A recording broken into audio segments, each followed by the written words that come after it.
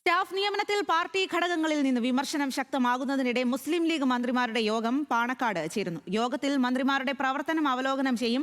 PM ശ്രീയിലെ നിലപാടും league വ്യക്തത വരുത്തും. സാദിഖ് അലി ശിഹാബ് തങ്ങളുടെ വസതിയിലാണിപ്പോൾ യോഗം നടക്കുന്നത്. ശാന്തകുമാർ വെള്ളാലത്താണ് വിവരങ്ങളുമായി ചേരുന്നത്. ശാന്തകുമാർ, എന്തായാലും ഈ ഒരു സമയത്ത് നിർണായകമായിട്ടുള്ള യോഗമാണ്. പല വിഷയങ്ങളിൽ ലീഗിന്റെ നടപടികൾ, ലീഗ് മന്ത്രിമാരുടെ തീരുമാനങ്ങളിലൊക്കെ ലീഗിനുള്ളിൽ തന്നെ വലിയ വിമർശനമൊക്കെ ഉയർന്ന ഒരു സാഹചര്യം. അവിടെയാണ് മന്ത്രിമാരുമായിട്ടുള്ള യോഗം. അതിൽ എന്തൊക്കെ കാര്യങ്ങളാകും നേതാക്കൾ ചർച്ച ചെയ്യുക?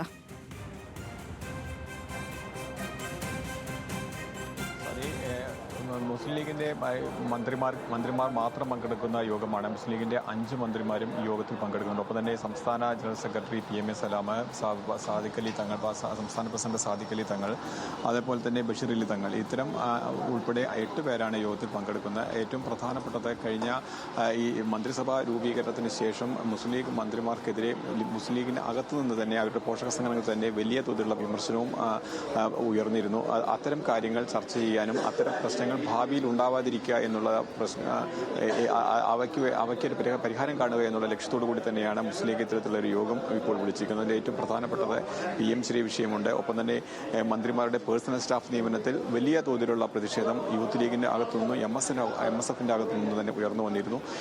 ഇവ ഏത് രീതിയിലാണ് ഈ പരിഹാരം കാണേണ്ടത്, ഇത്തരം പ്രശ്നങ്ങൾക്ക് ഒരു ശാശ്വത പരിഹാരം കണ്ട് അനാവശ്യ ചർച്ചകൾ പുറത്ത് നടക്കുന്നത് ഒഴിവാക്കുക തുടങ്ങിയ തന്നെയാണ് ഏറ്റവും പ്രധാനപ്പെട്ടത്. അതിന് തന്നെയാണ് ഇപ്പോൾ പാണക്കാട് സാദിഖ് അലി തങ്ങൾ ഇത്തരത്തിൽ ലീഗ് മന്ത്രിമാരുടെ ഒരു യോഗം പാണക്കാട് വിളിച്ചിരിക്കുന്നത്. നാളെ സംസ്ഥാന നേതൃയോഗം കോഴിക്കോട് ചേരുന്നുണ്ട്. അതിനകത്ത് പ്രധാനപ്പെട്ട നേതാക്കൾ, MLA മാർ എല്ലാവരും പങ്കെടുക്കുന്നുണ്ട്. അപ്പോൾ അവിടെയും ഇത്തരത്തിലുള്ള ചർച്ചകൾ, ഇത്തരത്തിലുള്ള വിമർശനങ്ങൾ ഉയരാനുള്ള സാധ്യതയുണ്ട്.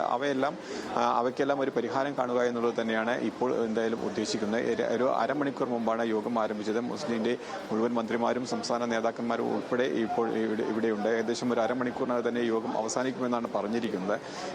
ഈ യോഗത്തിന്റെ വിശദ വിവരങ്ങൾ അല്ലെങ്കിൽ അതിന്റെ മറ്റു കാര്യങ്ങളിൽ ഒരു ബ്രീഫിങ്ങോ ഇന്നുണ്ടാവില്ല. അത് നാളെ സംസ്ഥാന നേതൃയോഗം കഴിഞ്ഞതിന് ശേഷം മാത്രമേ ഉണ്ടാവൂ എന്നാണ് ലീഗ് നേതൃത്വം അറിയിച്ചിരിക്കുന്നത്. പക്ഷേ ഇതിന് ശേഷം അവരുടെ ഒരു പ്രതികരണം ഉണ്ടാവും തന്നെയാണ് ഇപ്പോൾ നമ്മൾ കരുതുന്നത്.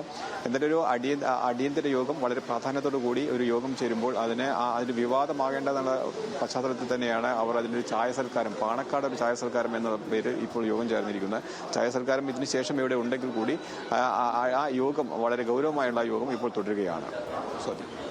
ശരി ശാന്തകുമാർ.